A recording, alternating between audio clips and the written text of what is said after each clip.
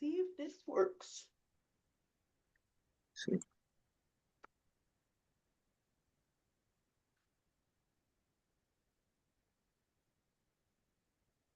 It's working. Hey. What is this link? Oh, I know what it is. Welcome to another episode of Pull Up 3. I'm Jemay. And I'm Jay Trent.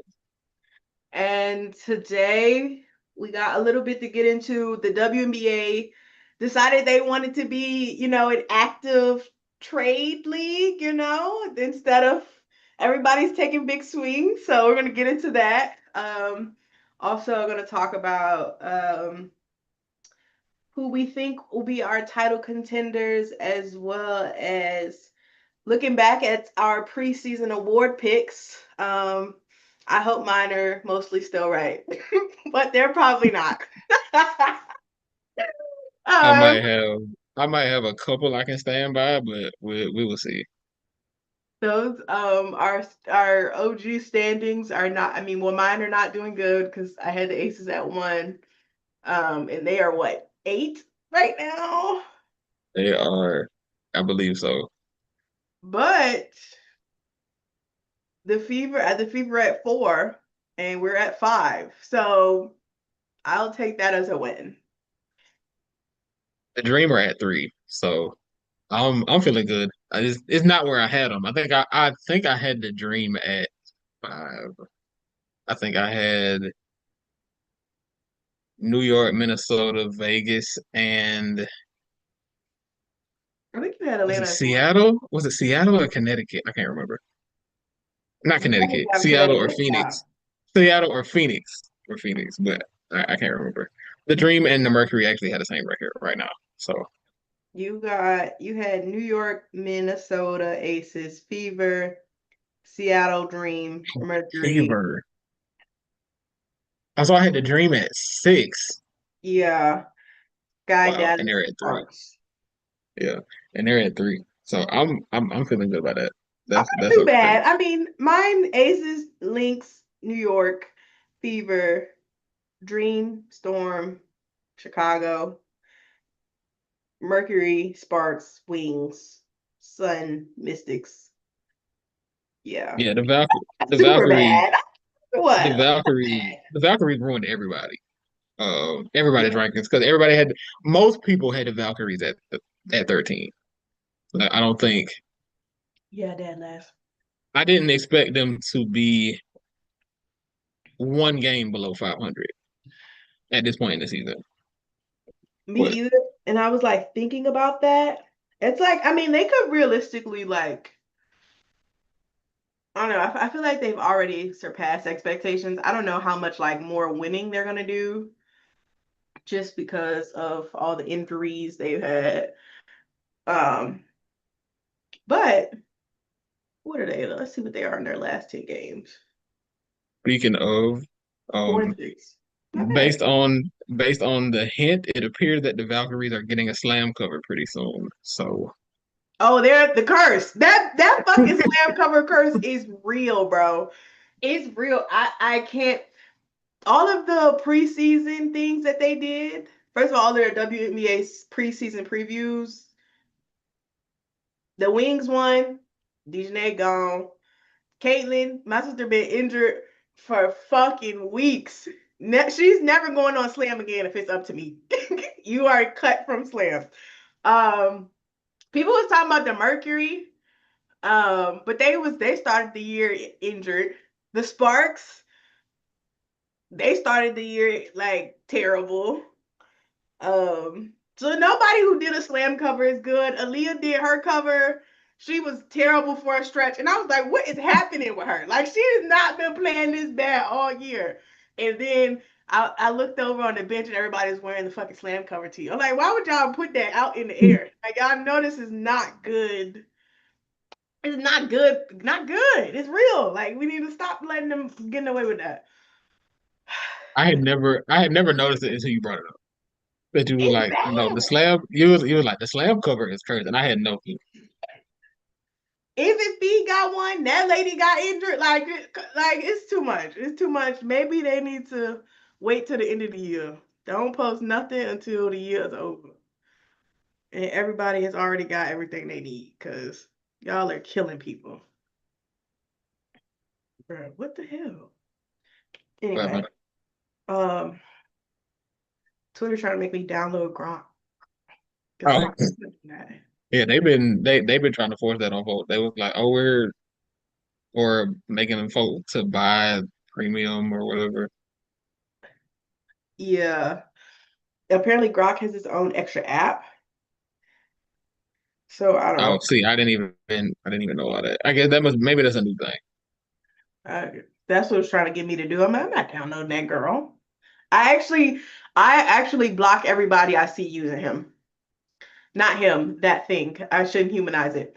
Um, I block everybody I see. Because why are you in somebody else's comments? Just ask the person. Like, or Google it. Like, don't be It's lazy. annoying. That's annoying. Hey, okay. Um, trades. All right. So I can pull the trade up. Okay. Seriously, I don't remember which one happened first. Okay, so trade number one. Oh, this one conveniently has the date on it. Okay. So on August the 3rd, the Dallas Wings traded DiJonai Carrington to the Minnesota Lynx, and they received Diamond Miller, Carly Samuelson, and a 2027 second round pick from Minnesota. The Wings proceeded to waive both Carly Samuelson and Tierra McCowan to complete this trade. Oh, overall, I thought it was a good trade. A good deal for technically a good deal for both sides. I think DiJonai's are well, the Lynx are already reaping the fruits of DiJonai's labor. We'll get to some of her comments she's made, but it's panned out nicely for them. Um, Diamond Miller, on the other hand, hasn't had as easy of a transition, but also that she's only played one game, so is you can't really like do think you can't really think too much about it, I would say. Um, and I've already said this before, but like Tierra McCowan being waived is probably like my least favorite part because obviously hot take, but like I think Tierra McCowan is a serviceable basketball player. Like I think she can help somebody's team. She rebounds, she makes layups. Like I just shoot me, I guess. Yeah, I hate that for Tierra McCowan. I do think she'll clear waivers and find a spot. I think the reason that I'm assuming that Dallas was trying to find a trade for her, and I would assume that the reason nobody was biting on that is because of her contract. Yeah. But I would assume that once she clears waivers and can sign for the minimum, I think that there will be a team that values what she can bring, even if they feel like oh she can come in and play spot minutes off the bench. They'll value just her size and rebounding and what she can bring to a team, whether she's playing a major role going forward or not. But I do think that um, that there will be a team that picks her up. I believe she clears waivers on Sunday.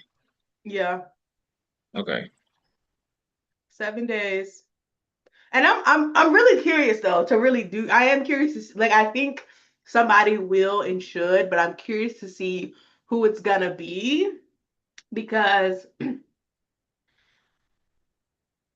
I feel like Vegas is like the obvious answer. Like, please go get that lady. So you at least have some other big. I think Alyssa is doing a great job, but Kia Stokes is riding on the bench, and I don't know what's happening with Megan. Um, I don't know if I've even thought that she's played great in Vegas, period.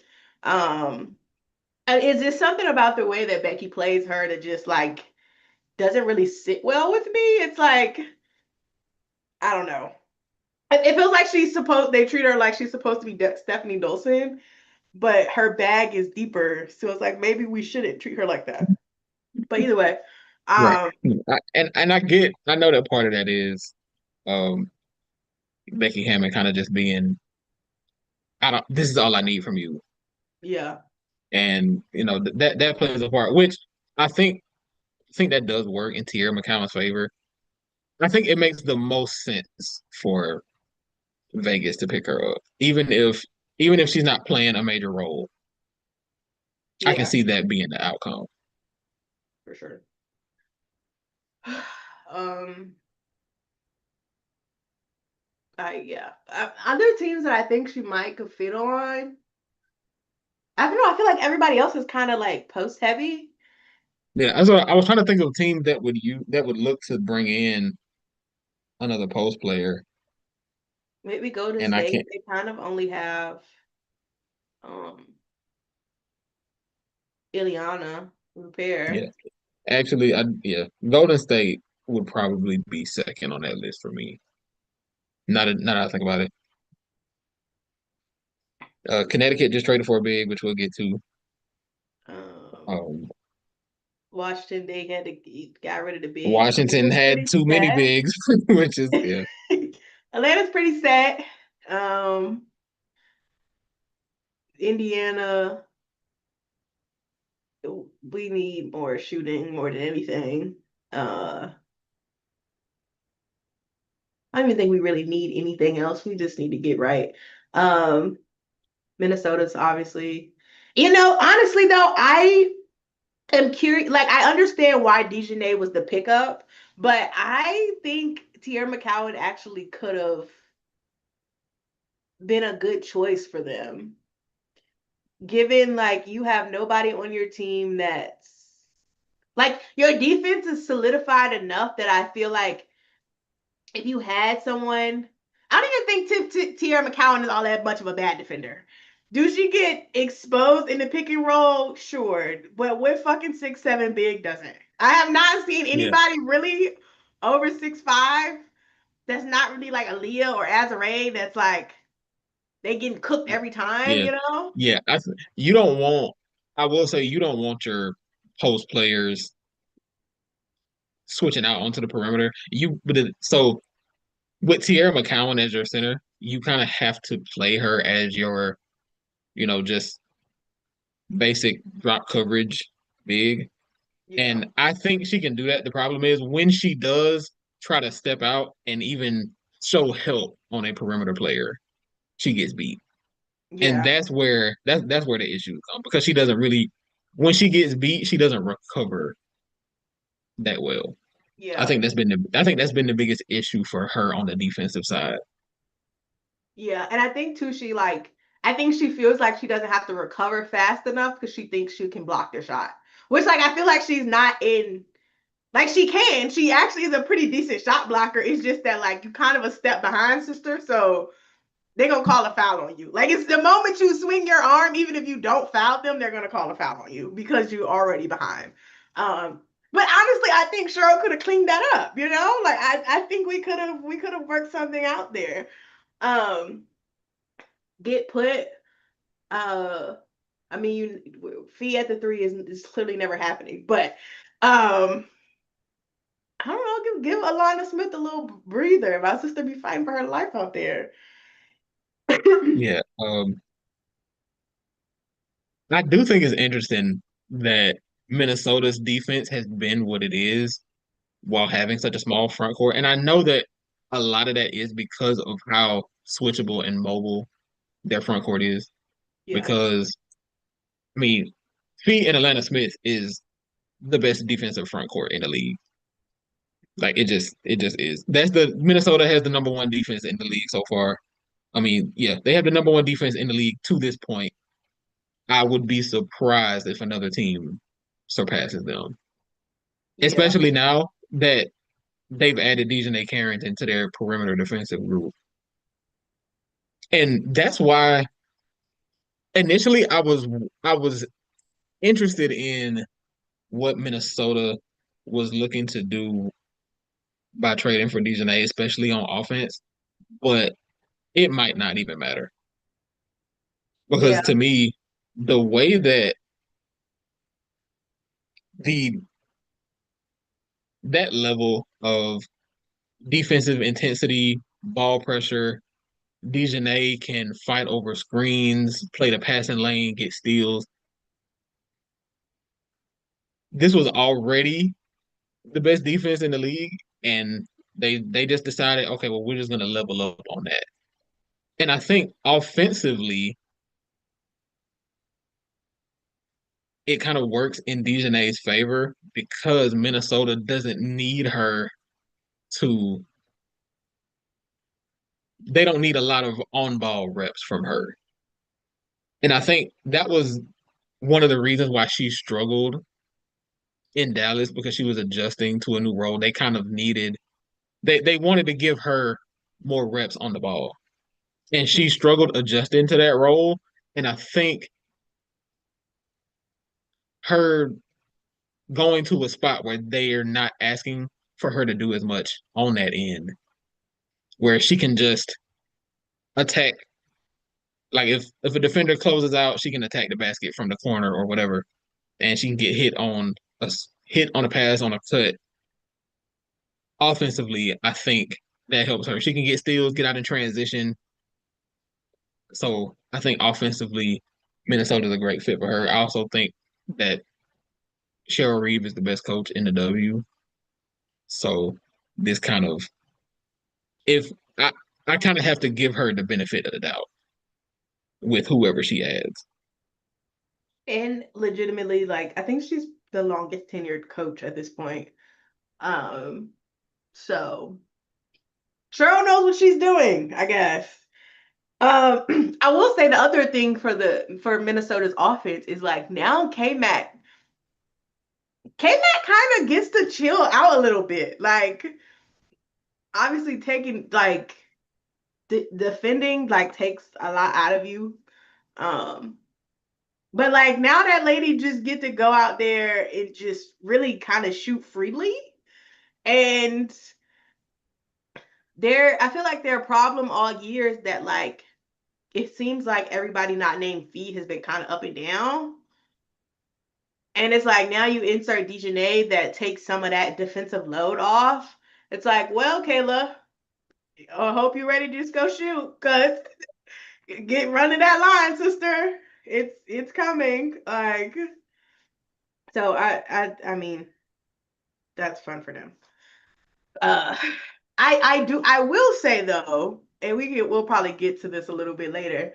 Um, I do think to me, I walked into the season thinking that there was not really a team that I felt like had any pressure to win a chip.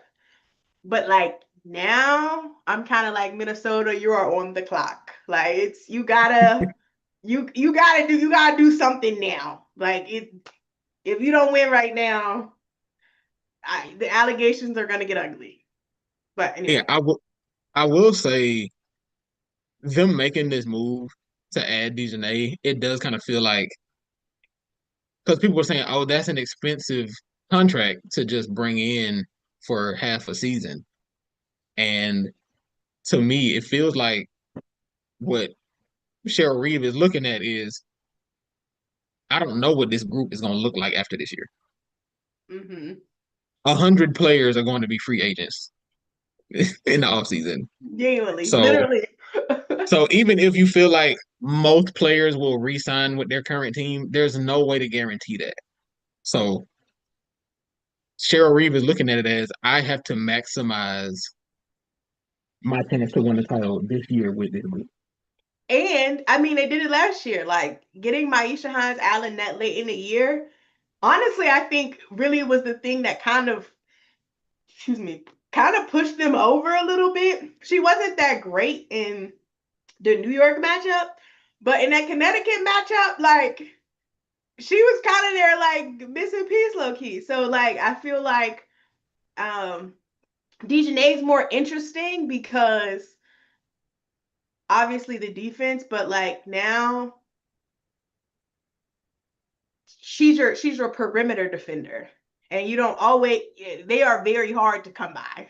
So I, it was a good decision by all parties involved. And I guess on the Dallas side, I mean, I obviously love the commitment to the bit of going young, and just seeing Dallas to me has been a team that's just been trying a lot of things, and I know a lot of people don't like it and they cannot appreciate it because it doesn't always come out with wins.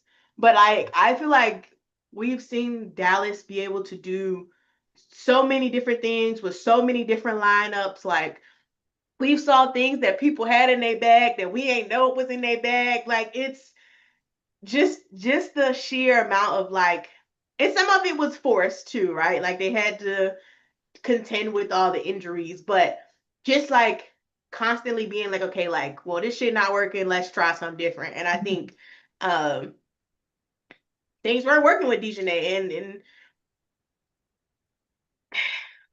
who whose fault that is, it's we'll spread the blame around equally, because a lot of people are trying to blame Kurt and Chris when really like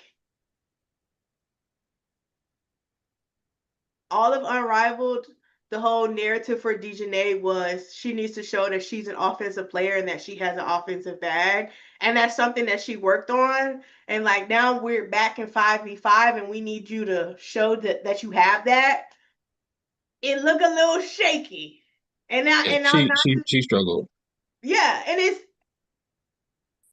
I will say that I'm okay with that. I'm okay with like the bad on ball reps. I don't even think it was that bad, but it was clearly like this is not a natural thing for me to do. But I do think it's gonna help her long term, right? Like those getting those reps in Dallas, I I feel like almost certain that bitch is gonna help in Minnesota. Mostly because it's like you don't have the load is not there, so like I can take this dribble and I don't have to try to like make this layup in transition. I could take my time a little bit. But my main point was that Dallas tried a lot of things, and I appreciate them taking a swing on seeing what a DiJonai can do, on what a Mike Hines Allen could do, on what an Alysha could do. And none of it really worked, but Right. that's okay. Like that's the point. You were in a rebuild, and so this is your time to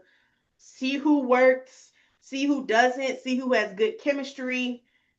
All of these things are things you can tweak. And if it don't work, you move on to the next, move on to the next person.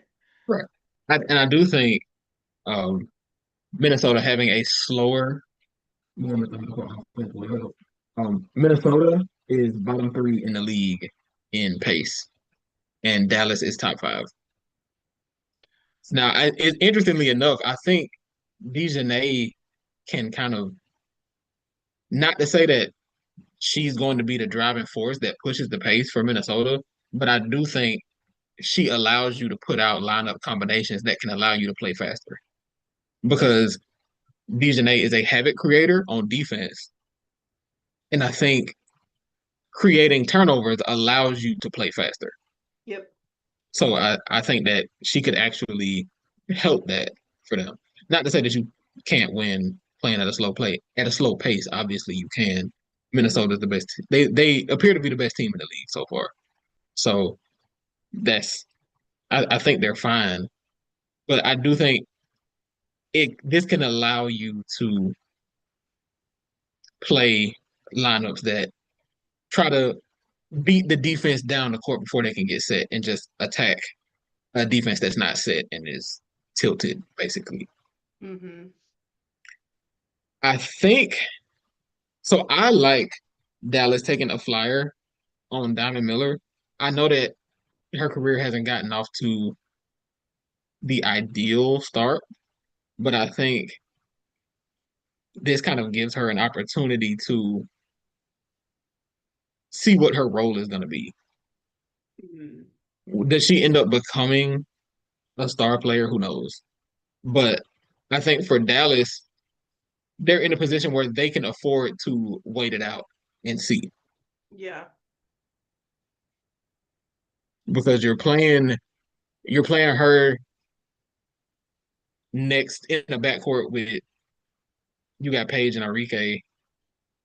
You got players who can play with the ball, who can create offense for themselves, and now you're adding another potential shot creator in Diamond Miller. I don't think there's there's not really any downside for Dallas in that sense, especially with this season. They're not really competing for anything this season, so I think it's fine to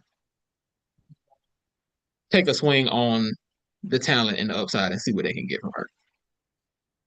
Funny enough, too. I mean, even honestly, I really don't really see them competing for anything until maybe like 2027, maybe.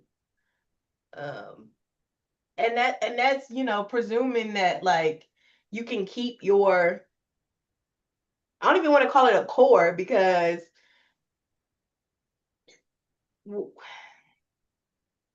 let's presume you can keep your core together. And it's with what expansion in next 2 years, and then it's gonna look shaky. So like obviously you want to build Paige up, and I think they'll do that, and put people around her that can play well with her. But I don't know. They have time to see it through. So Yeah, I think with expansion coming up, you can kind of use this period from now to the end of the season to decide who your six are. yeah, Because I mean, you're not playing for anything this year. You're trying to see what group do we want to to go with going into next season.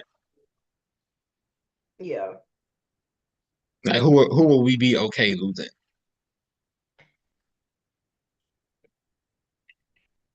They need to come out with the rules for that very soon because questions. Yeah, I have so many a questions. yeah, an expansion with a two-team expansion draft. I'm assuming that they're gonna let teams protect six players again, but With the whole like I don't know if I wonder if they keep that rule that's like you only can take I think you could only pick one person or maybe oh, that's a two pending free people that agent. was free agents. Yeah, I think it was. It might have just been one. I was I saying I wonder wonder if if I they keep do. that. Yeah, because Guess what? I mean, I think that's ended up you like only because got it is you got Sixers like from Seattle. 40. It's like 40 players under contract next No, season. seriously, that's Like why I'm like everybody's a free agent. I don't know how they're gonna do that. But anyway, we'll get to that in the off season whenever that happens. Um Trade 2 okay, was yeah, Washington and Seattle. yes, Um, Funny enough, maybe it's kind of funny to me. Um, People were saying that the trade happened because Brittney Sykes requested a trade. Was trying to insinuate that in an Instagram post. I wonder how true that is. I don't yeah. know if that's really true or if we saving face on the internet, but uh Yeah, saw. I did see Brittney Sykes post on Instagram. She didn't. She didn't exactly say that she requested a trade. What she said was she put PS making decisions for yourself is a hell of a liberating feeling. So people are kind of taking that as she went to DC's front office and asked to be traded. And yeah. I get why that's what people are getting from that. But it could just be it's fine that they did it. So, for anybody who's like just listening audio, the trade, um, the Washington Mystics traded Brittney Sykes to the Seattle Storm for Seattle's 2026 first round pick, Alysha Clark, and Zaya Cook, who was then waived by And, Washington. Washington also waived Sika Kone. which was kind of crazy, but like y'all waved that lady while she was out at Afrobasket, and it kind of got me because she was literally just named like all Afrobasket like tournament team. I'm like, this lady just went out there and hooped for her fucking country, and y'all telling her, actually, girl, stay where you at. Yeah, yeah. This league is sick. Um, but either way, I don't hate the trade, honestly. I mean, not the Mystics. Seattle had to do something. They were what? They're backsliding. There are 4-6 in their last 10 games, 3-game loser streak. Your top Skylar, Gabby, and NECA are top 20 in minutes per game. And no shade to the older players, but they are, in fact, like, this is the 30 plus crowd, guys. We have to be serious. We have to think about that. Like, that's a serious concern. It's like motherfuckers is just tired, and that's okay. I mean, I would be tired too, but them folks is tired, and they playing the most minutes in the league. Like, girl, not tonight, not tonight. Yeah, I love this trade for the Storm. I think that maybe that's a bit heavy, but You um, think, are you sure about that? You don't seem because super confident. okay, so I like the fact that Seattle has decided to double down on athleticism and defense because a starting wing room of Brittney Sykes and Gabby Williams that might be the most athletic wing room in the league Mm-hmm. because they're flying around defensively. That's do not pass. Like it's blocked off there. And combining that with the front court rotation of Nneka Ogwumike, Ezzy Magbagor, and Dominique Malonga, Seattle is going all in on bolstering their defensive personnel. Now, I do think Seattle will have some of the issues that they've had so far this season, which leads to them having stretches where they can't score. But I do think that Brittney Sykes' ability to put the ball on the floor and get downhill will help that a little bit. I just wonder. I do think that they're missing some outside shooting still, but I really do like this for them. I do like them doubling down on just athleticism and defense. I do think because Brittney Sykes's whole thing in not Minnesota and Washington was, whenever we need a bucket, I'ma just go do it. I think this is like it's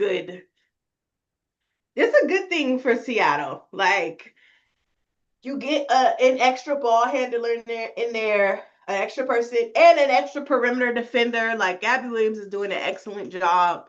Um, an excellent job defending, and Seattle's a good defensive team anyway. But just kind of another player to kind of give you a little bit more energy.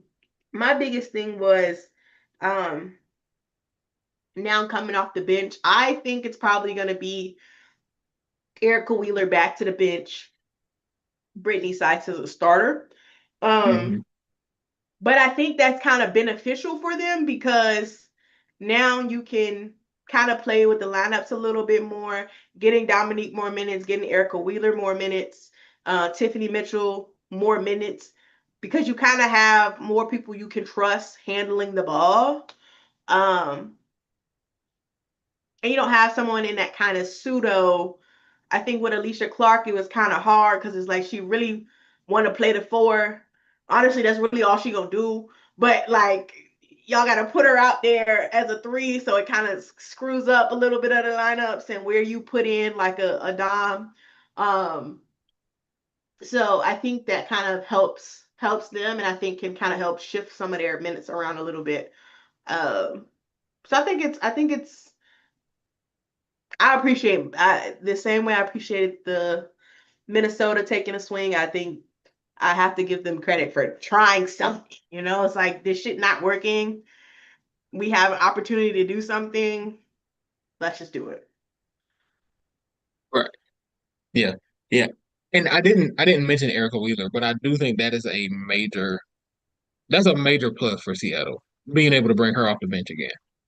Hmm. Because I think, and not even thinking ahead to next season when Seattle could potentially have a healthy Jordan Horston with Hmm. this group. That that really bolsters the depth for them. And I think this move was made to move them up a tier in terms of teams that can compete for a championship this year. Yeah. Because right now, the Storm are the sixth seed. They are one game behind Indiana for five, and they are currently tied for six with the Aces. But I think Seattle has the tiebreaker. So I think that this trade was made for Seattle to try to get into a top four in terms of teams that can realistically win the title this year. Hmm.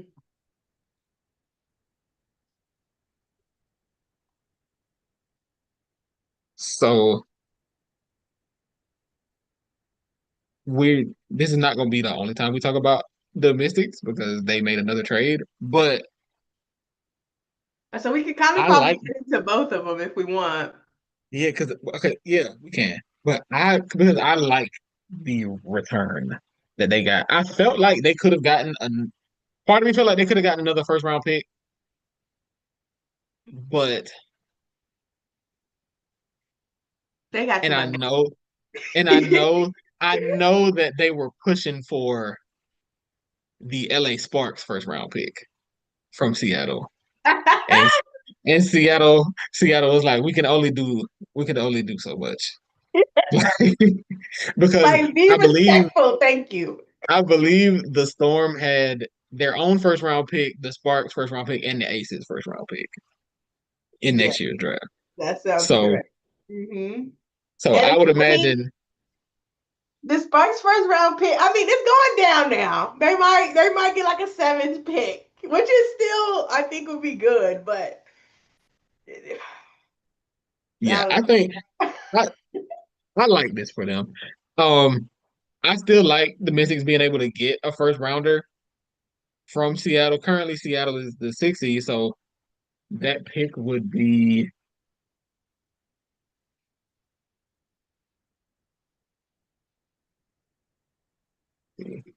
that pick would be number 10 right now. And Washington already has their own pick, which is projected to be in the lottery, even more so now that they have traded Brittney Sykes away. So it looks like Washington is just deciding to go all in on the youth movement, and they're saying we're going to have one of the best teams in the league in 2028. it's and it's And funny to me because like people are like, the Mystics are tanking, and I'm like, I don't really think their game plan has changed. Like, I'm not saying that, I'm not going to say that like they walk into every game not prepared to win, right? Because they still play hard. I think that's another thing that I don't know if the Mystics really get credit for. It's just like going in and really trying to play a 40-minute game. They don't have the ball holla behind them, so I feel like a lot of people ignore it. But the Mystics playing at home have gotten away with a lot of wins that I was like, now hold on. I don't know about that one. I don't know how y'all got that, but y'all got it. Um, and so I don't think I'll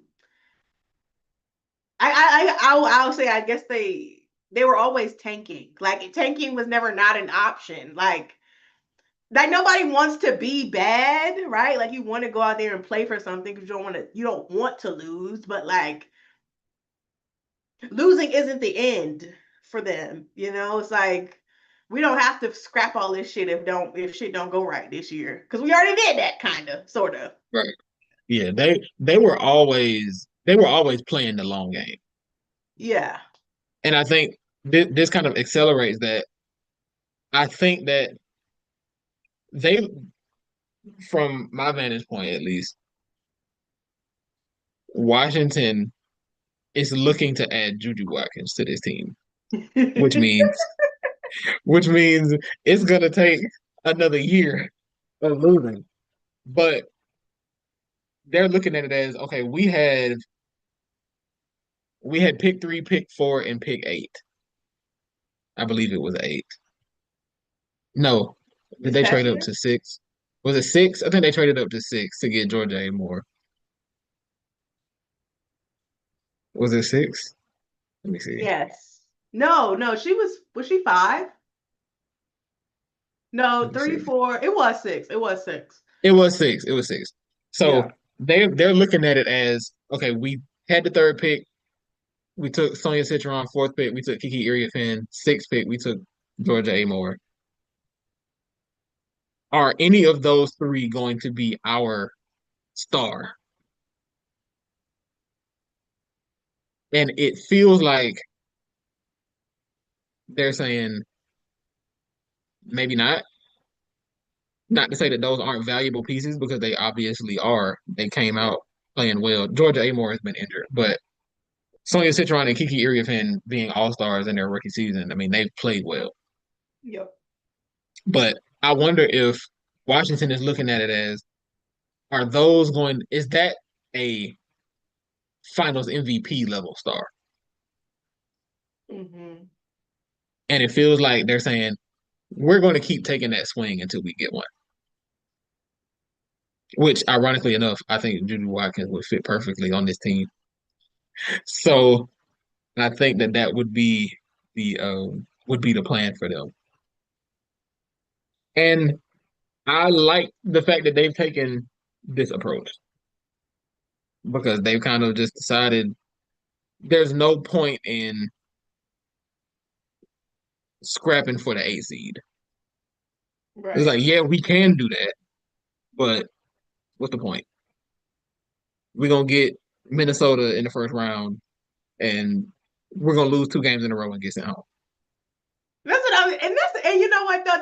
That's my whole thing. It's like people. So I saw somebody tweet today like the playoffs is important, and I'm like, important to fucking who? Because in my opinion, if you're not a young team and you're just trying to get you some playoff experience, or you're not a team like contending for a championship, like we trying to like this is our end goal. We have the personnel to do this. Fuck you going to the playoffs for? And again, I'm not saying that you shouldn't go to the playoffs, but like what are you gaining? Your fans to be able to sit in there and cheer for you to lose? I mean, I'll watch at home, guys. I don't need to see that. Like, don't piss me off. Yeah, it just feels like, and I do think some teams would value that. Like, I think would value getting to the playoffs. Like, cause Looking at these the way are that, kind of like a LA, right? Like we Right. are like we got some young talent here. We trying to prove that the pieces that we put together thus far was a good group. We can build on this. We can maybe attract some other people who might, push us over the edge a little bit. That's what you want for them. Even for Indiana, it's like you did it last year. Let's see, how much more we can build on it. But like a Dallas, a Washington, hell, even a Chicago, like girl, y'all got bigger fish to fry at home. Like the playoffs is And not really one of them. that was what I think that was kind of the disconnect for me because people will talk about the Sparks trading out of that third pick to get Ariel Atkins from Washington. And I think that's where the disconnect is because to me, that made it clear that Chicago would have been satisfied with getting into the playoffs Yeah. as the 7 seed or the 8 seed and having to play Minnesota or New York in the first round. It felt like this will be enough for us. That was how they defined a successful season. And this move for Washington is showing me that don't mean anything to me. Like I don't gain anything by getting sent home in a sweep in the first round. Yep. Let's let's continue to build this identity and build out this roster the way that we wanted to look. So we can come in ready to actually make some noise in the playoffs when that time comes. Yep. Which I think can go into our final trade with the Washington Mystics trading Aaliyah Edwards to the Connecticut Sun for Jacy, Sheldon, and first round swap rights in the 2026 draft. Now, the funny thing about these swap rights is Washington has the Lynx pick and Connecticut has the Liberties pick. So so that means the Mystics are almost guaranteed to have the 14th pick in the draft. So it's like They said whether we'll let you move up one spot, bitch. Like, girl, y'all should have kept that. Like, doing too much. so so the Sun will have the last pick in the first round, and Washington will have the second to last pick in the first round. So, I mean, I guess the swap is whatever. I don't really consider that adding another draft asset. What I Well, do hold value, on, because the 12th and 13th, well, the 13th and the 14th pick could be a sleeper pick. You could be getting you a Tahina Pow Pow, like that is true. That is you true. could be getting, Matter of fact, but let's look I at get what you're saying. I get what you're saying. let's look at this. Currently, I'm only looking at Tankathon. I don't want to do a bunch of mock draft stuff. It's Oh, girl, because August. they're probably terrible. I mean, they always Yeah, are terrible, but it's August. But right now, looking at Tankathon, the 14th pick is Reagan Beers. okay, they're not gonna pick her, but that's a good 14th pick. I mean, Right, that's a good right, selection. right. But I think I do think that could be like there can be some value there. There can be some value there for Washington. It's just funny that the pick swap is basically pick 14 for pick 15. Which is so funny. It's like y'all didn't need to move up. Y'all didn't need to move up one spot that bad. Like y'all didn't Yeah. need to do that. Like I'm not giving them credit for that for stacking draft assets, but I do think there is some value in swapping Aaliyah Edwards for Jacy Sheldon with this roster context. Mm-hmm. Because now Jacy Sheldon is shooting 41% from three this year. I don't know if that's real. But if you're Washington, you hope it is. She's taking three threes a game. Yeah, I just wonder. I wonder if there will be some. There can be some regression there, but even if it's not, I mean, if it's not, then this is the perfect fit because Washington doesn't shoot threes. Like they are they last I in think the they league are in in the threes. threes? I believe so. So I think that was a good taking a swing on a jump shooter in Jacy Sheldon. I think is the right move for them. I'm not surprised that they moved off Aaliyah Edwards. Um, she kind of started the season behind the eight ball. She was coming from unrivaled. She got injured, and then by the time she was healthy, she was playing behind a front court of you're playing behind Kiki Iriafan and Shakira Austin and Stephanie Dolson, and there just isn't a lot of there isn't a lot of opportunity for you. Like Mm-hmm. people were speculating that Aaliyah Edwards would be traded for a while now. So I'm not really surprised that they did that. And I think bringing in a shooter like Jacy Sheldon could help with the roster context that the Mystics are trying to build going forward. Mm-hmm. Like I don't know what Georgia Amore is going to be at the next level, but you got her, you got Sonia Citron, you got Jacy Sheldon and Kiki Iriafan, and Shakira Austin, who's playing the best that she's ever played. And staying So you healthy appear for to the most part. and staying healthy. So you appear it appears that y'all are trending in the right direction. Yeah. So I do think that adding a shooter like Jacy Sheldon is kind of what they're looking for. And on the Connecticut front, I was kind of surprised that they moved JC. I mean, I understand Connecticut is probably saying our backcourt is Layla Lacan and Sanaya Rivers. That's our backcourt. But I was okay with JC Sheldon being cycled in off the bench as a backcourt piece. Yeah. I was too. I thought, and honestly, I thought that like playing them three together, like it was fine. I mean, and I get like right now they have Bria Hartley and Lindsay Allen, so more kind of bona fide point guards, right? Um, versus the big guards of Layla and Sanaya. But I don't know. I feel like Jacy was like that healthy middle ground. I get that she's probably the odd man out in the same way that Aaliyah was. Layla showed up and we're like, we've been waiting for her. And honestly, she's risen to the occasion in a way that like I did not expect her to. I was like, okay, girl. Um, but I think if I'm looking at the people, if I'm looking at the guards that they have and who they were gonna give up, like JC is the odd man out. Hmm.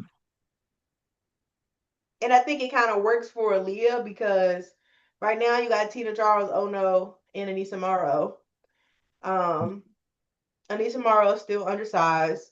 Tina Charles is in season 14. So like you kind of have a little bit of wiggle room there to insert Aaliyah Edwards. And honestly, like, we've seen what she could do in Unrivaled. We know she kind of has a little bit more in her bag than what we've seen. And so I think it's kind of an opportunity to I think she's versatile enough to like crack the lineup, in a way that I think Rhea Marshall hasn't been able to. Yeah, I like this for Aaliyah. Um, I do think currently Aaliyah's best position is at the five.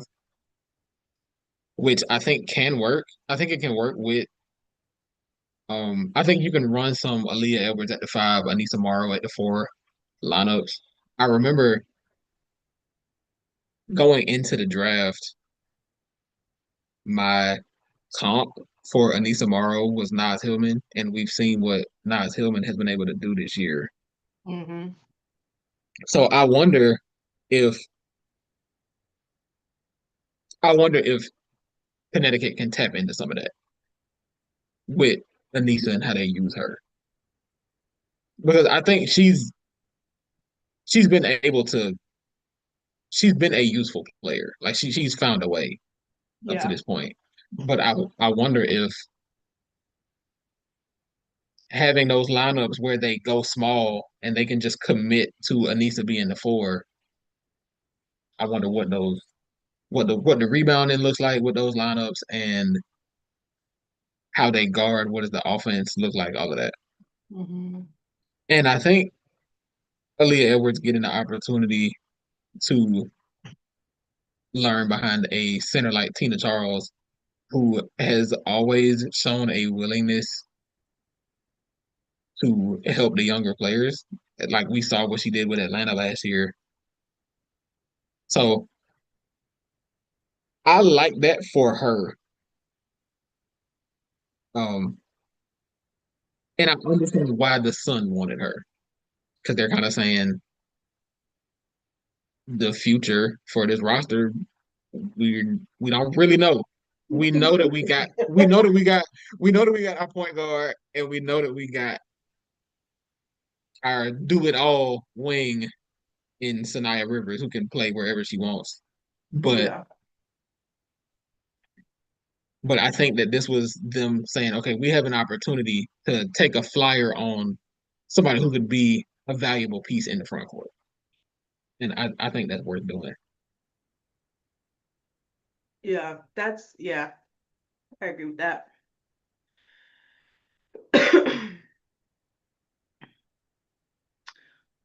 On to our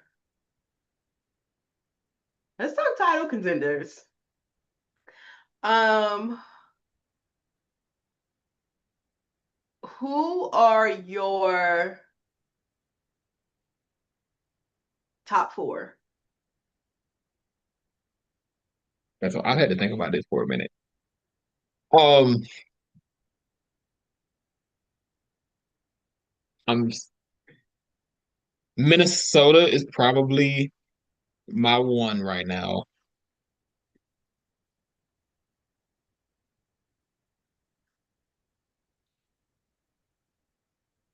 I want to say New York is two. They really miss Breanna Stewart to me In a because way and that I feel like is crazy. In a way that is crazy because I, it's like when JJ was out, they was like, God damn, like they can't function without JJ. And then Stewie went out and they look like, God damn, they can't function without Stewie. Like this is terrible. And you know what? so I really want to whack them so bad because it's like, why y'all acting like that? Like, why are y'all acting like y'all can't function without your like perennial MVP? Like, I get it. Stewie is Stewie, right? But bruh, like the way that they've been playing, I'm like, damn, bitch, is Stewie really like? Do we need to get her a DPOY award? Like, do I need to read a little bit more of the tape because this is and terrible. that's Y'all should and not be and like and that. that's what I was gonna say because they really miss Stewie on the defensive end more than anything. I feel like offensively, Sabrina has been able to pick up the slack for the most part, but on defense, there have been, especially in transition, they really struggle to get back on defense without Stewie. And it's not to say that they can't, get it together. I know that they would rather just have her back, but they it's it was kind of jarring. Like that was it a did they lose four in a row? Yes. It was the They and lost to it looked if Connecticut fucking bro. Like I was like, all right, y'all doing too much now. Like like this isn't even funny anymore. Like y'all actually should be ashamed. And that and that's not to say that Connecticut hasn't come a long way. They look like a much better team, but a team who walked into the year as this is the most historic season we've ever seen. Like this Liberty team is the best team we've ever seen. You was getting back to back allegations after game one. And now we're hearing and you're losing to the worst team in the league. Like So genuinely the worst team in the league. They have not cracked. They just maybe cracked 5 wins. I need us to be more serious. I need us yeah, to be more serious about that. yeah. The Liberty they lost to the Sparks, real demons. I'm coming back to them. They lost to the Wings in a game where They Paige had outscored 20 them. Paige had 20 points, Arike had 20 points. And the Liberty fucking outscored them 30-7 and still lost. That right there should be an indictment on like Yeah. y'all not being for real. Yeah. Oh, yeah, I see now. It was so the Liberty did outscore the Wings 20-7 in the fourth quarter, and they It's lost by disgusting. 10 points. It's And they lost disgusting. by 10. They lost by 10 points. That is Um, disgusting. Like honestly, I really don't even want you to. I don't even want to put them in my playoff contention because that is, bitch. Y'all beat Connecticut. Y'all damn near 40-piece Connecticut. Like I Marina think Mabry, they was on the internet saying Marina Mabry got the worst fucking plus minus in the league. Was that I, not them? I think it was. I think it was the Sun. I want to say they beat them Yeah, by was it 50? 100-52. Yeah, Fucking 48. They beat them by 48 points. Marina was minus 53 or some bullshit. Like, and you mean to tell me you come back a month later, 2 months later, and And lose to that like, team. oh, lay Lacan your impact. Like, oh my God. That's Yeah. just nuts. That's nuts. So like, I guess they get their bounce back when they beat the Sun and they beat the Wings. But I'm like, the Sun and the Wings have some decorum, please. Yeah, Oh, and the Liberty play the Wings again tomorrow, and then on Sunday they play the Lynx, and then on Tuesday they face the Demon LA Sparks again before playing the Aces on Wednesday. the Oh demon. my God! Wait a minute! I'm looking at the schedule. So the Wings tomorrow, Sunday they play the Lynx, Sparks, Aces, Lynx again. Bitch. And they ain't gonna have Stewie, I don't think, until the end of the month. Yeah, and they They already fighting for their life. Leonie Fee, bitch. I swear I've seen 3 different articles talking about how tired that lady is. I mean, it's no way. I and know I she's know tired. She and I done know played like I all know she year, but is. I know she is, especially without Stewie because they're asking Phoebus to. She's probably playing the four or something now, which is funny. But they, I think the Liberty are gonna be fine. Like I'm not gonna sit here and act like, oh, I'm worried about them. They're fine. They're battle tested, but they got to find a way to clean the defense up with Stewie not out there. But Minnesota is my one. Uh, New York, New York is my number two. 3 and 4. I'm struggling with four. To be honest, I'm struggling with four. My okay, who's number the three? three, my number three is the Mercury. Ooh. Okay. Now, I just feel like come playoff time, I can't not trust Alyssa Thomas and Kalia Copper. Okay. Okay. I feel like so that's that's my rationale right now. Now, four is a toss up. I'm looking at I'm looking at Atlanta and I'm looking at Seattle. Ooh, okay. And I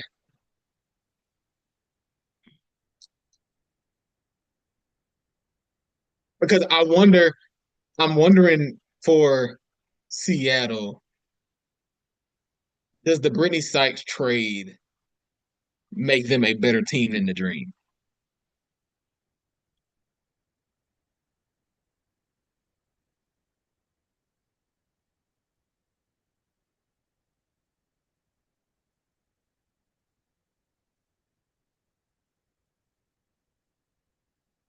My answer is no. Okay. My answer is no. This is what see, But I mean, no, my answer is no. My answer is no. I haven't seen it, but well, maybe the caveat to that is where's Ryan Howard? yeah, yeah. I think that's a major question mark. Um Ryan Howard was upgraded to doubtful for the Dream game tonight against the Chicago Sky. So I'm assuming that means she's progressing and she should be back by next week, hopefully. And I think not I think I know for a fact that that tremendously helps the Dream on both ends.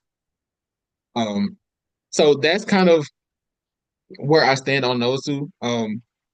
Conveniently, the Dream are the number two offense and the Storm are the number two defense. So that's kind of so interestingly enough, that's my hang up there. I do think I trust Atlanta's defense more than I trust Seattle's offense. Okay.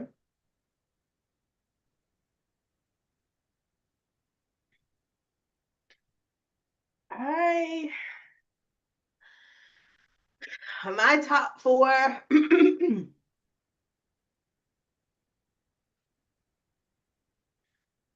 Minnesota. I really don't want to put the Liberty in there, but like I literally want them to meet the Sparks in the first round so I can see some because I just need to see something with that. Um, but Minnesota Liberty. Um, I think I go crazy, but I think I go Dream Fever.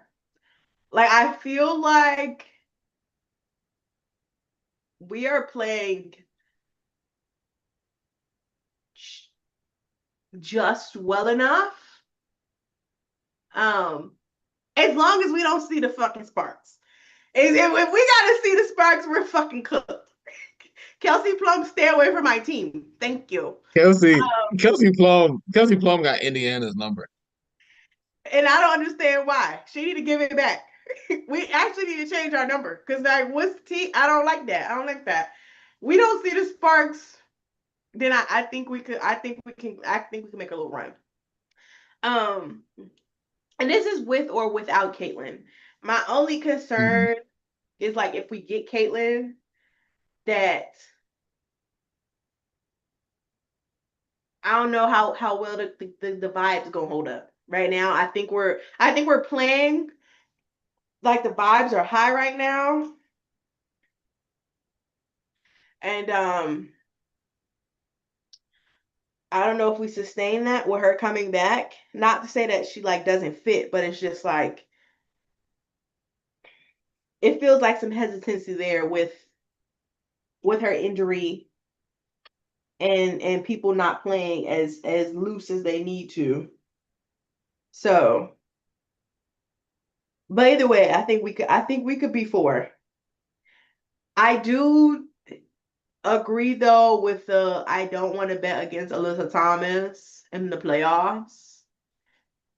Um, but their problem to me is Satu Sabli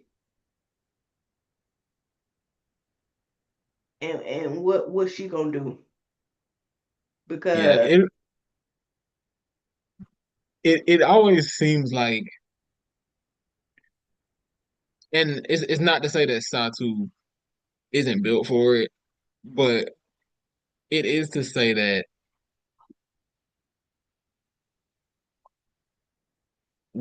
I kind of don't know what to expect from her when it gets tight, like in those high leverage situations. And see, I know what I'm getting from AT. Hmm. I know Kalia Copper's been a Finals MVP. Like I know what I'm getting from her, but they're going to need Satu to play at a high level, and that's Hmm. not to say that that's not to say that she can't. It's just to say that I gotta see it. Yeah. It's like too, it's like as Ka has gotten healthy, like you know what you're gonna get from her. And so it's just really like a what are you gonna do, girl? Yeah, that's fair. Um, which like which I it's just it some of it too is a little bit of the rotations. You know, I think Kalani Brown can get some more minutes. Having Monique there. Satu, relying on Satu wouldn't be so serious if Catherine Westbell and Kit could knock down some shots. They feel like they've been in a drought for a little bit, which obviously puts more pressure on the big three, big four, maybe, to increase their output. So they kind of got to get their bench mob back in order, I think, Yeah, if they want to get some long term success or yeah, some. I think Katia being able to hit shots is going to be very important for them. Yeah. I wonder. Wow, we got more than an hour in. We're not talking about the aces. Do we need to? You know what? You know what? Actually, I gotta get Aces. They are what 4-1 since Jewel Lloyd came off the bench. Like I outside of believe that very so. embarrassing game against the Minnesota Lynx, um, which I still don't understand how they got there. I didn't watch the once I saw the score, I was like, I'm not watching that. I got better things to do with my time. But how outside of that, it feels like they've been playing a little bit better. Um, but it's just not all the way there. And I don't really expect it to be there a year. I'm kind of like, good luck next year, sisters. I don't Yeah, know. interestingly enough, their last two losses were both against the Lynx, and the Lynx beat them by 30 on July 25th, and then beat them again by, well, they beat them by 31 and then beat them again by 53. But This is just nasty. But like, what's going on there? Like, I don't understand what's happening there. Like, that's a beyond like, oh, they just got our card. Like, they beating y'all ass. Like, are y'all just not coming to play? Like, do you want? Do y'all want the Lynx to have the tiebreaker? Like, what's happening? Like, what's happening? Like, you are y'all just not coming in point there differential, trying? Like, what's the it's vibes? Because I feel like they haven't played anybody else like that bad repeatedly except the Lynx. You know what I'm saying? Even when yeah, they it played feels like Liberty, it was kind of close. The Liberty still beat them, but it was kind of okay. Like there's some decorum here. There's some fight here. something that I noticed from the first half. I watched some of the first half of that Lynx game. It looked like the defensive game plan for the Aces was Fee is not gonna get her shot off. And effective game plan, Is it but but here's the problem. It's effective until Kayla McBride makes 8 threes in a row. yeah, bro. Is Honestly, I honestly kind of can understand the demoralization of a motherfucker hit 8 threes in a row. 8 threes in a row, bitch. Yeah, actually wrap this shit up. I don't even want to be here no more. Cause what are you, bitch? Is this the shooting contest? Like What are we doing? I would I'm gonna show you the clip that I was watching of those threes, but it was like she was making like, and these are not, some of these are contested shots. A good chunk of them are open, and they weren't just leaving Kayla McBride open; they were leaving everybody open. Mm-hmm. But the thing is, everybody was making them. Like they were leaving Kayla McBride open. Courtney Williams was open. Bridget Carlton was open. Natisha Heideman was open. It was like nobody's gonna miss. And I know if you're the Aces, you feel like they're not gonna shoot like that. Like, and I know that the thought is, okay, we'll just make sure Fee don't get the ball. Easy money. And it did not matter because nobody could miss. Like, I don't and know, bro. I and feel I like want to say, and the thing was, I think what bothers me about it was these jumpers were wide open. Like, I understand you're like, oh, Fee is not gonna beat us, but you're not even guarding nobody else. you just said you hadn't even put a head up. Like, like the majority of those jumpers were wide open. And I was like, that's not an effective way. And it's funny because you going into it being like, last time we played them, we lost by 31. That's what So I'm we gotta saying. do something. Like, what's going on? Was Fee even at that game? Was that the game that Fee and Asia was out? Let me see. I think that was the game that Fee played like the first like 5 minutes No, or something. they both played. That might have been the earlier game. Okay. Oh, This one was at the end of June. They were both there. okay, okay. But even still, like it's just like in my mind, if you I don't know, bro. If motherfuckers is shooting that good, scrap the plan. Scrap the plan. Like Honestly, after the first quarter, we all talked about the law averages, right? Like you it's gonna swing. You can't let it swing that hard. Like, you know what I'm saying? You have to say cut the fucking water off. We have to cut it yeah, off. honestly, Let me beat honest, our ass, bro.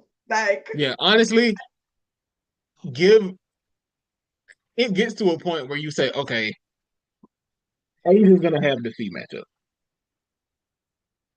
Like if Fee can beat Asia, kudos to Fee. The rest of y'all get a hand in the face because nobody's missing.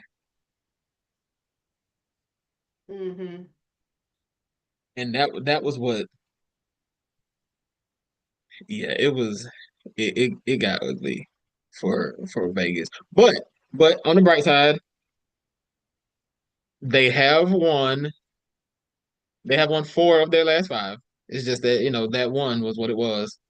But and yesterday they beat Golden State in front of the Valhalla crowd. So kudos to them. Ball losing a little bit of that juice since Alyssa Thomas ball kiss to the crowd. All right, they ain't been the same since. I don't know.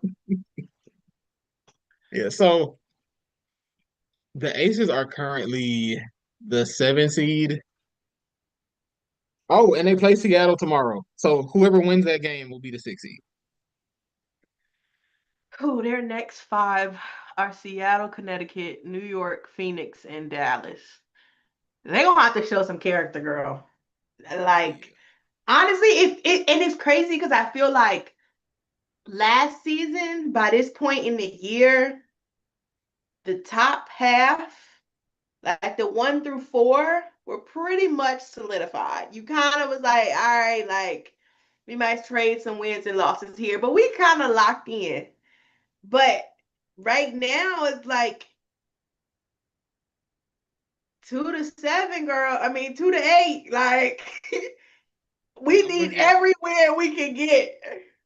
because the 2 seed, I put it like this: the 2 seed got 19 wins, the 7 seed got 16 wins.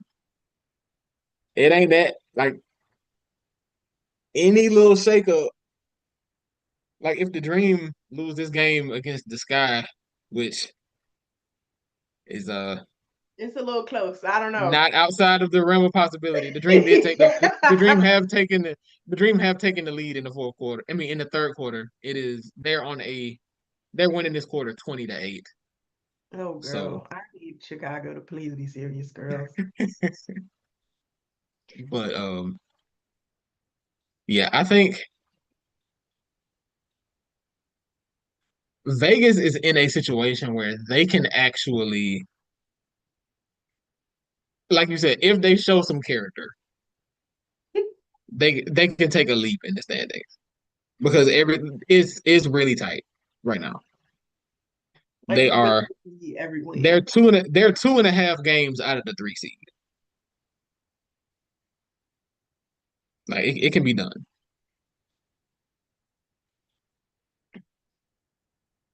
I just don't know if I've seen enough from them to this point that gives me the confidence that they'll do that. Something I will say, since they've been bringing Jewel Lloyd off the bench, Nalissa Smith has also looked a lot better. I don't know what the calculus is on that, but I it's something to know. She's been very good for them. Like I like that energy. I like them having to play Asia at the 5. hmm I think that's I think that's best for the team as constructed. That team plays better with Asia at the 5, hmm and playing Liz at the 4 gives them the opportunity to do that. I do like the lineup change. I do like the lineup change.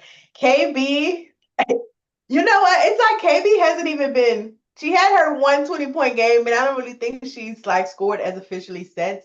Um, but I have to give KB credit for her defensive efforts. Like that lady is out there trying. She still had me crying, laughing for fucking um. Who was she defending? Was it Carla Lake? I don't know Yeah, who it when she was. got beat, when she yeah, And she fucking rolled. And when I say this lady rolled, like she rolled on the ground and damn near did a backflip, rolling into Jackie. Girl, why are you doing that? I'm it's it's funny. I can laugh because whoever she was defending missed the shot. Like kind of bad at that. But the fact that she just laid there on the dirt floor, I said this lady is never getting rid of the antics. Like she just not.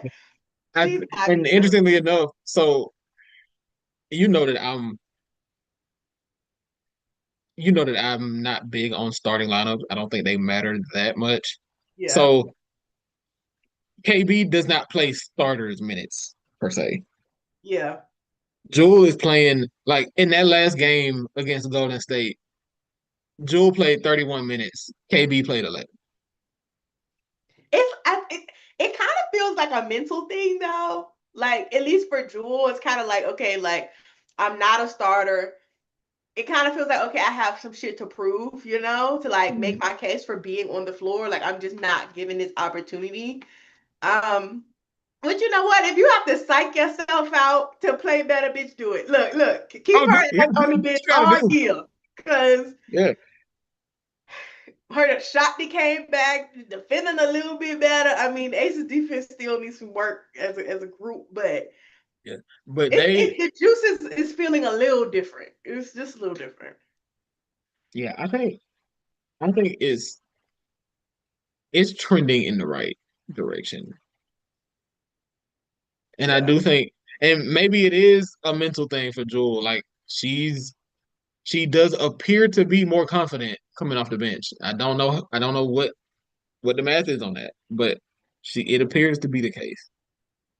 And that's good for Vegas because they need Jewel to get going yeah, if they're gonna make any noise. yeah. And So Chelsea gotta focus on them. The assist sister. We gotta.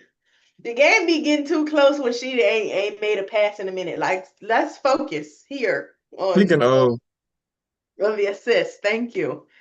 speaking of, I gotta pull this game log back up because we talked about something a couple days ago where you were saying that it felt like the Aces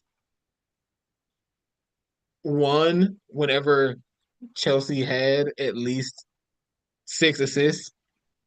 And how many did she have in the game yesterday? She had like 3 for a long time. I was Oh, like, she only had three. in. She did only have three. They did win the game, but she only had three. And they So, was fighting for their life down the stretch. I said, Chelsea, please lock in, sister. I cannot do any more allegations about you. Like, I need you to be here. Okay, we need this.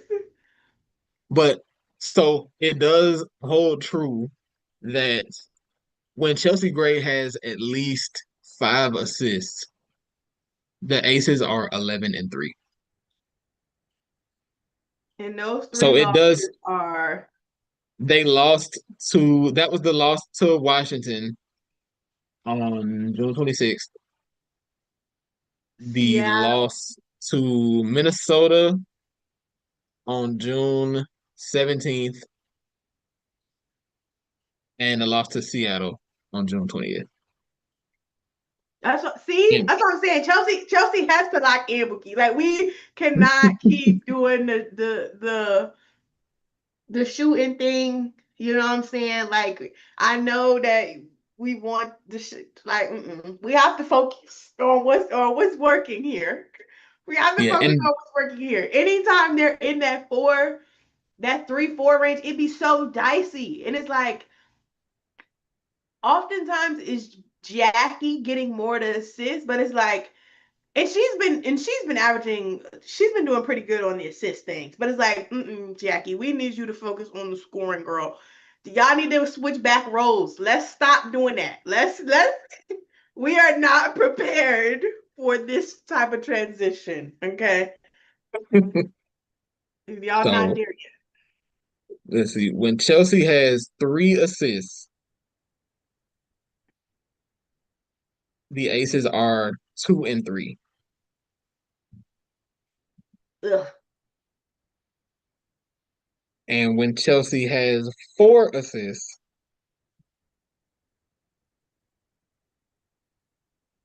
the Aces are 2-4. That's bad And when business. and then That when is she has bad and when she business. has at least and when she has at least 5, they're 11-3. The math is clear. The math is clear to me. The numbers are not lying. Okay, the proof is quite literally in the pudding. We don't. Becky, Jackie, fucking Josie. Let's all lock in. Thank you. So yeah, it's clear to me what Vegas needs to do. Think that.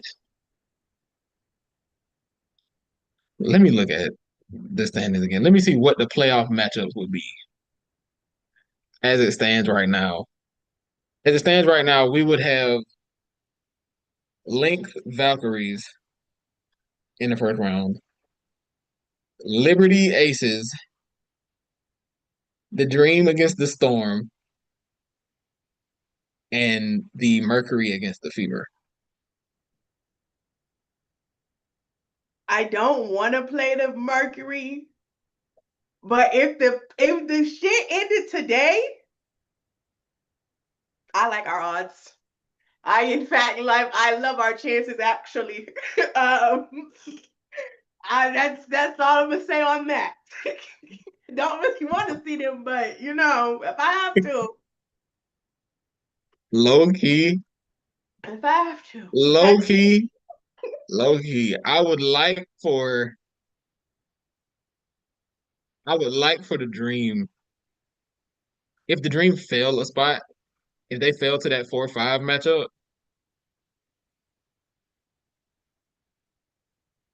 I don't want to play the dream. I ain't gonna lie. I if the it Dream just it just be too much. It's too much tension going on there. The vibes are not good. I don't want to play the dream no more. I was complaining that we had already had all our matchups pre All Star, but I'm just like, thank God I don't have to see them again. I don't know which you don't know which version of the dream you get in. I don't have that type of time for that type of volatility. No, ma'am. That is Keep that is them true. away from me. The dream have been relatively volatile, I would say. If the dream could get into that 4-5 and we in that second round against Minnesota, look, the record don't matter in the playoffs. Y'all gonna have to show me something. It don't. The records do And not. I'm not saying I'm not saying that we would beat them, but I am saying Minnesota is lacking in size, and the Dream have a lot of it.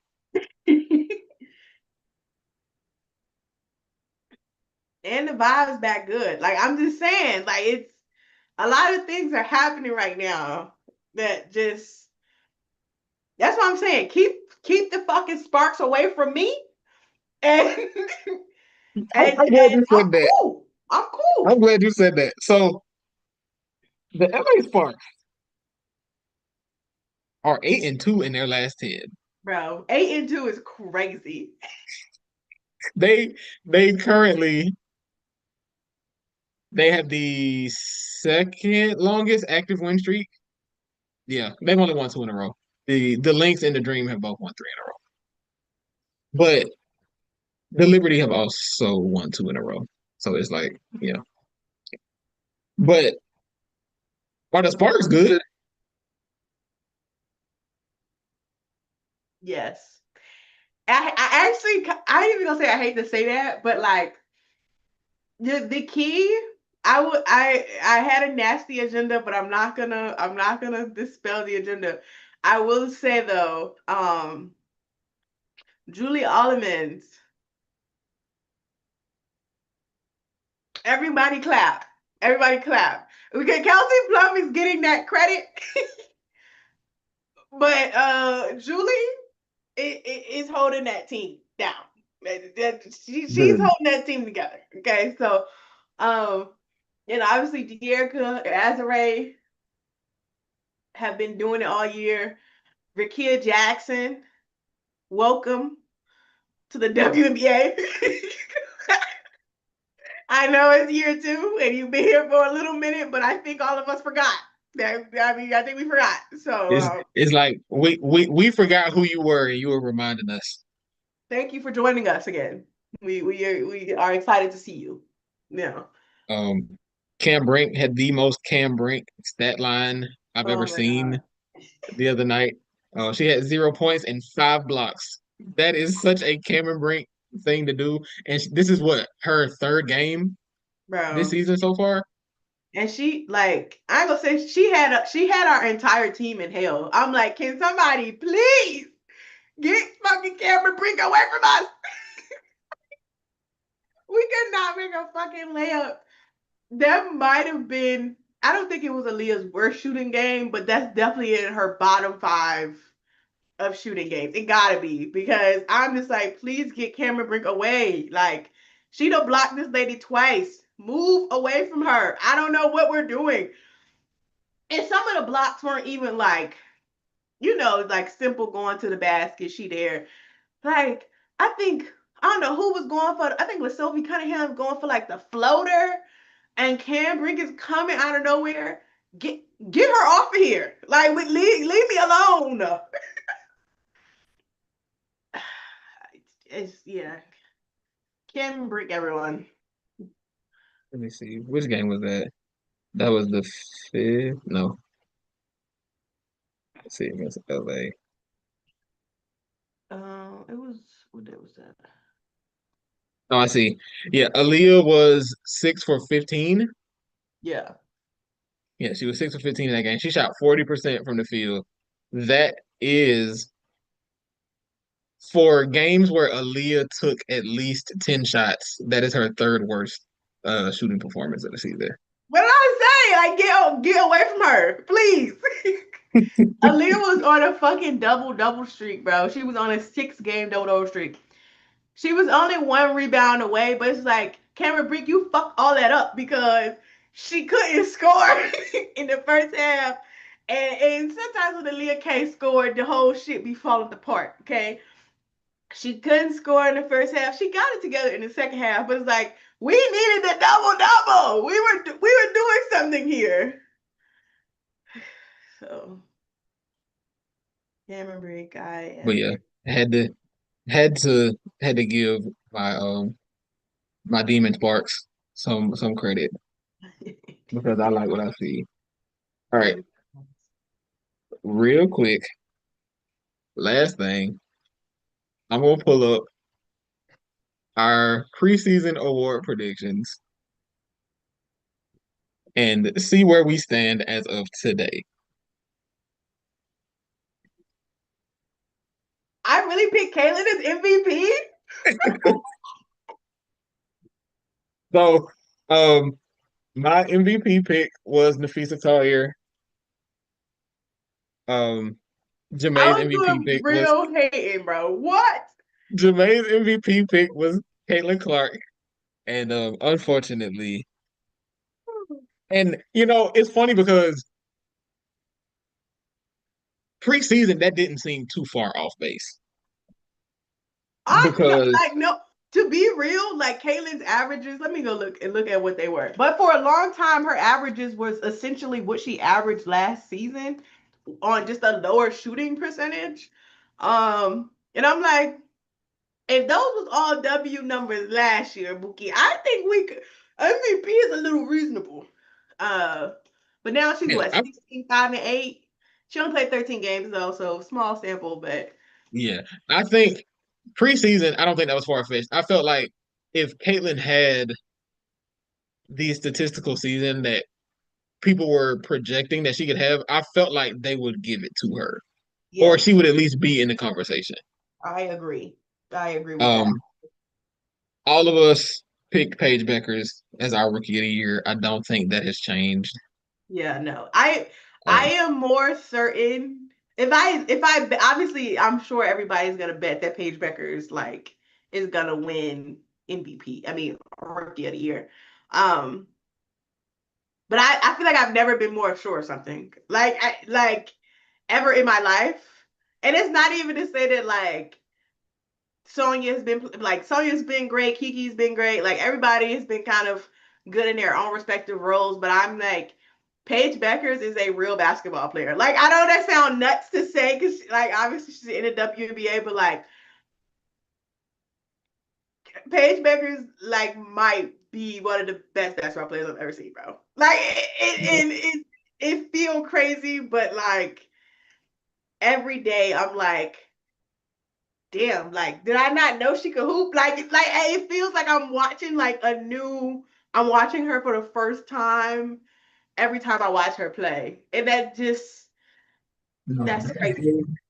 that game where the Dream played the Wings, I know that the Dream won that game, but I was watching this game and I was like, Paige might be inevitable. Like they're like we can't do anything with her because and poor Tahina Pow Pow, it was like they would switch like she'd get switched onto her and Paige would just take her to the rim and it just Easy. didn't matter. Easy. Just And then they'd switch it and it didn't matter. mm-mm, Paige would she hit a dribble move, a step back, and it didn't matter. mm-mm. Um my my depoy pick was Izzy McBagor and Jemay's depoy pick was Alyssa Thomas. Oh, she's getting it. Because she can't get the MVP consolation prize is DPOY. So I feel locked in. If I was a betting woman, I'd bet. I don't know. That's a safe bet. I think I actually hope AT gets depoy. I really do. She needs Um, to come away with something. I'm sick of saying this every year, but like I have to keep saying it until it happens. yeah, I hope she gets it. I do think that if she It's does, let's be clear, it's deserved. It's not like it's no, a for sure, consolation for prize, sure. but she absolutely deserves DPOY. Like Yeah, just to be she does. She she's not gonna. I think the Mercury have done too much losing as of late for her to be like the MVP favorite. Even Yeah. though Nafisa Collier is currently not playing, so maybe it's just like up in the air right now.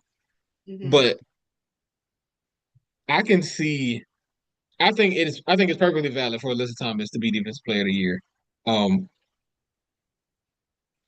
in a world where it's funny because I just think between Fee and AT, that's going to be the two.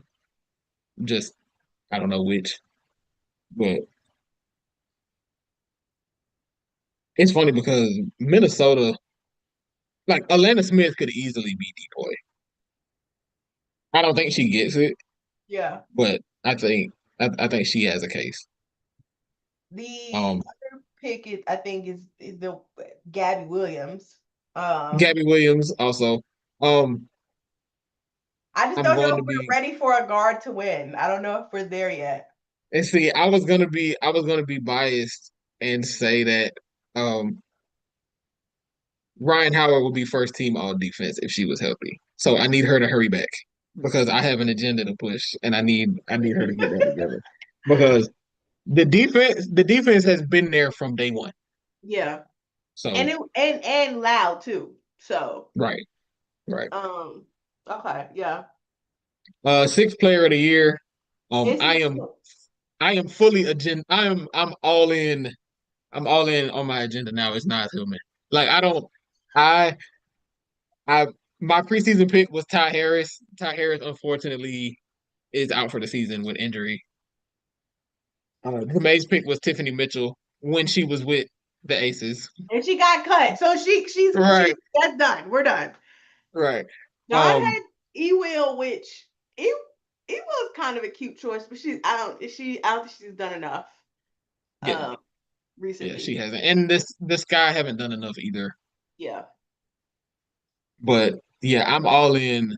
Nas Hillman is the sixth player of the year. She I won't be here. I won't be hearing any other answers. Honestly, same. I know that there are some, and there are some valid cases, but I'm gonna be a homer right here, and I'm okay with that. Yeah, I honestly don't have a pick better than Nas. A lot of people are saying Tisha Heidemann, and I kind of get the vibes, but uh, I see that. See, the thing is, there's gonna be a Lynx candidate for everything. Like it, true, it true. feels You like don't have to. The Lynx can have. I mean, not rookie, but the Lynx can have a representative for pretty much every other award. So, That's true. That's true. Um, and most improved. Don's pick was Olivia Nelson Adota. Jemay's pick was Maddie Seegers. My pick was Leonie Phoebish, and it might just be Azarae Stevens this year. if Azare doesn't win, actually, I will be writing to the WBA because at this point, it's a conspiracy going on. Like Azare has legitimately improved in like almost every category, every statistical category. Like if we're gonna talk about most improved and we basing it on stats, you have no other excuse. And if you basing it on like eye test watching, the sparks are nothing without Azare. Like it's you can't. My other choices were Veronica Burton, which I love her. I'd be cool, but like, no, I still write to the WNBA because that's really a conspiracy. If that lady don't win, but Veronica's a cute answer. I Yeah, like Veronica for it. yeah. I like. Um, I wouldn't.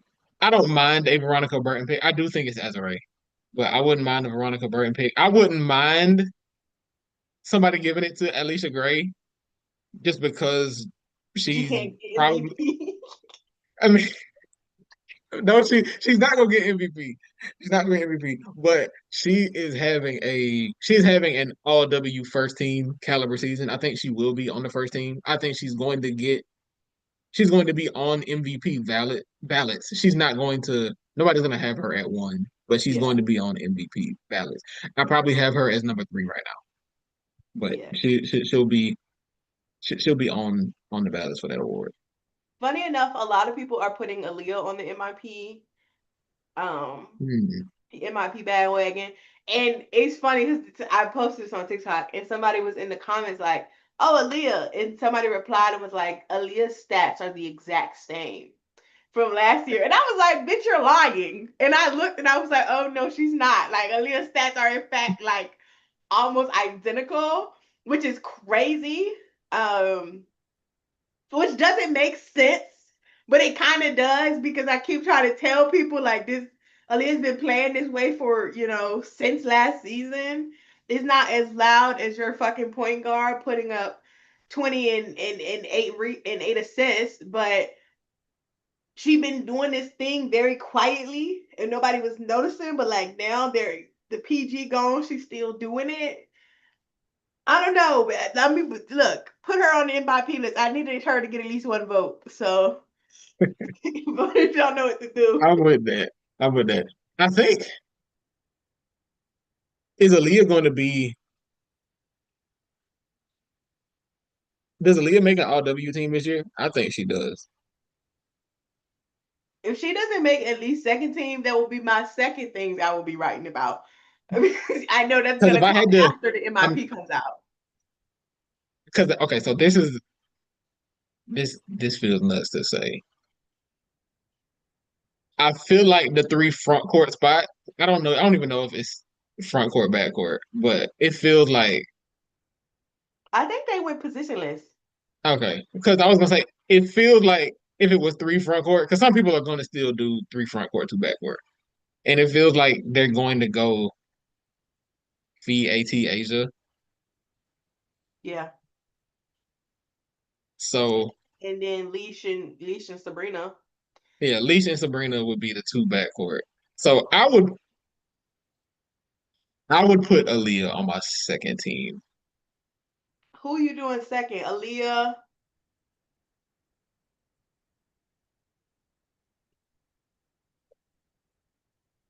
Does Kelsey Plum? I was about okay, so that's what I Kelsey was gonna Mitchell too, ask. though. Like I feel like And Kelsey and Mitchell that's has to exactly get the okay. nod.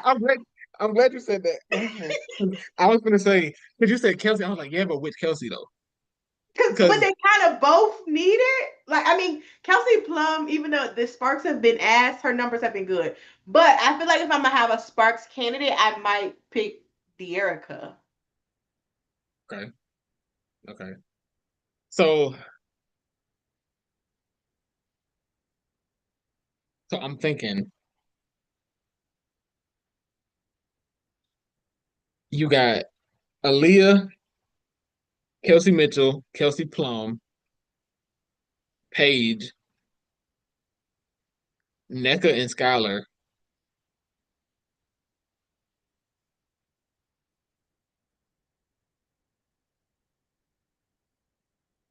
If Stewie was healthy, she'd probably be in this conversation. But they might put her anyway. I mean, she's played And she half the could, game. she could still, she could still be there. She could. So I guess I'm. It depends on how much time Stewie misses. But that's 8 names. Yeah, I say that's it's getting a little tight. I don't know. Yeah. Oh. But it would like to me it's like you have to put Kelsey Mitchell on it. Like I feel like if out of all seasons, like all right, like she did her thing. It's kind of like Skylar and Nneka too both deserve nods, but at the same time, See, that's oh the no, see, because oh then no. it gets to where you like, oh, but this player was so good. Like this team was good. This team needs a rep. And then on Yes, the other this side, it's team like, needs a rep. and then on the other side, it's like, oh, but look at how good Paige has been. Yeah.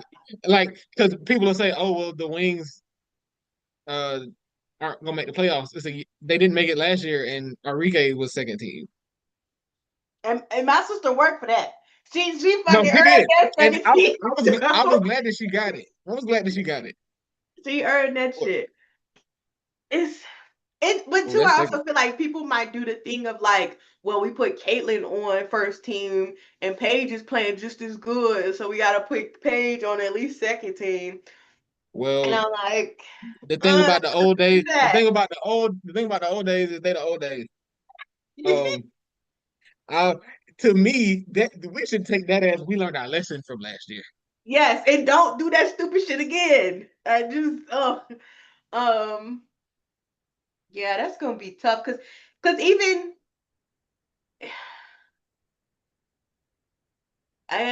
like Phoenix, are you not gonna put like Satu? Despite See, yeah, she's had a good year, and yeah. I I mean, she she's be pissing me probably in that off, but conversation. See, and just like that, we've damn near rattled off 10 names for 5 spots. everything Okay.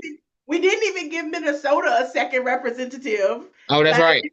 is Is it Kayla is it McBride? K Mac? Is it Is it Courtney Williams gonna get a Courtney nod? She got Williams? an All Star nod. I don't know how she got Yeah, up there, but I like no shade. But how did she get up there? Still, I'm still confused.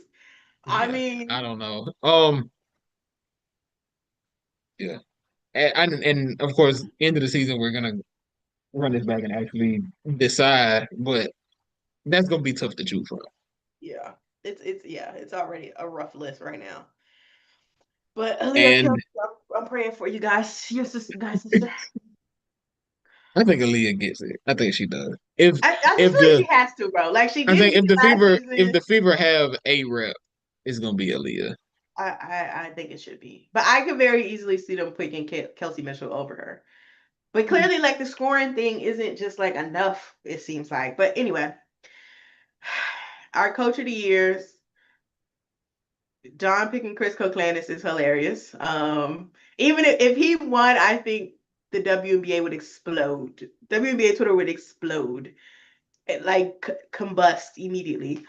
Um, my pick was Stephanie White, and Jay picked Sandy Brondello. Um, if I'm being honest, I don't think any of them win. It's a no for all three. I Do mean, they Stephanie White kind of does maybe. does Cheryl just get it again? Or does Natalie get it if That's what I the was Valkyries saying. make the playoffs? Actually, I think my ultimate pick was Carl Smesco. Year Okay. one, And I don't know. top four Yeah, pick, yeah. top I can 14. see Carl Smesco getting it. It's mine were I feel like Cheryl Reeve is like the obvious choice, but like if we're thinking about impact, what kind of happened, I think I went Carl, Natalie. I put somebody in between them two. Who was it? Um, Oh, Nate Tibbetts. Okay, yeah, Nate Tibbetts. I can see him too. But really, it really starting to feel more like Carl or Natalie to me. Mhm. Yeah, I think if the Valkyries make the playoffs, I think Natalie. I can see Natalie getting it. I'd like to see Carl Smesco get it in his first year. The Dreamer are now up on the sky by 21 points. Bro, that shit just So blew. Ugh. so yeah, Camilla they was went playing ahead and so good. let me see what happened in the fourth quarter. The third quarter was 32-18, and the fourth quarter it was 26-13. That'll do it. Yeah. But yeah, um, those are our award predictions. So of my 6 picks, I'm sticking with 2 of them. So not great, not a great number, but it's okay. I mean, it's a crapshoot anyway. You never know what can happen. Yeah, I mean, and to be fair, one and I'm gonna say 1 and 2/3 of your list got injured. Okay, we found out Ezzy was coming off injury. Ty's cooked. Leonie Phoebe's been going through a lot. I just Yeah, yeah, and then yeah. my list, That's Maddie got hurt. She back though. She looked good. Shout out Maddie Seegers. Tiffany Mitchell got cut. We wasn't expecting that. Caitlin's hurt. You know what I'm saying? This isn't yeah. the only people who really survived was kind of Don's list, but I, he picked off vibes anyway. I don't know if he. I think he was just shooting from hip a little bit. It's anyway.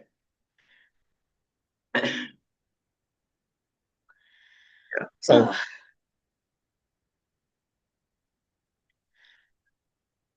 I um, think that's everything. We have anything else to get off? Anna, don't I piss do me off tonight. So I that's do it. not. I believe all hearts and minds are clear over here. Well, this has been another episode of Pull Up 3. I'm Jemay.